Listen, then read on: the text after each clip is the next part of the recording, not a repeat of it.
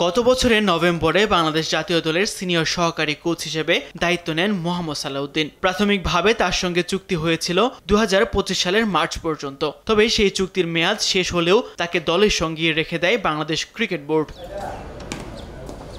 এরপর থেকে আলোচনায় ছিল সালাউদ্দিনকে লম্বা সময়ের জন্য জাতীয় দলে রাখতে চায় বোর্ড। সেই পরিকল্পনাই বাস্তব রূপ নিচ্ছে। বিসিবি সূত্রে জানা গেছে, সালাউদ্দিনের সঙ্গে 2027 সালের নভেম্বর পর্যন্ত চুক্তি নবায়ন করা হয়েছে। মৌখিকভাবে আগে সম্মতি হয়ে গেলেও এবারই হচ্ছে আনুষ্ঠানিকতা।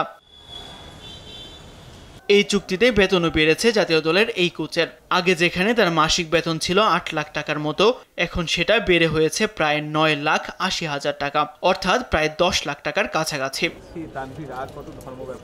ডেভিড হ্যাম্পের বিদায়ের পর বাংলাদেশের ভারপ্রাপ্ত ব্যাটিং কোচের দায়িত্ব পালন করেন মোহাম্মদ সালাউদ্দিন। তবে বেশ কয়েকটি সিরিজে ব্যাটারদের ব্যর্থতার পর সমালোচনার তীরও ছুটে আসে তার দিকেই। যদিও বিসিবি তখন থেকেই বলে আসছিল তাকে নিয়ে লম্বা সময় পরিকল্পনা করছে তারা। সালাউদ্দিনের নতুন চুক্তি মূলত 2026 টি-20 বিশ্বকাপ এবং 2027 ওয়ানডে বিশ্বকাপকে মাথায় রেখেই। জাতীয় দলের ভবিষ্যৎ পরিকল্পনায় তার ভূমিকা যে গুরুত্বপূর্ণ তা স্পষ্ট বোর্ডের সিদ্ধান্তে।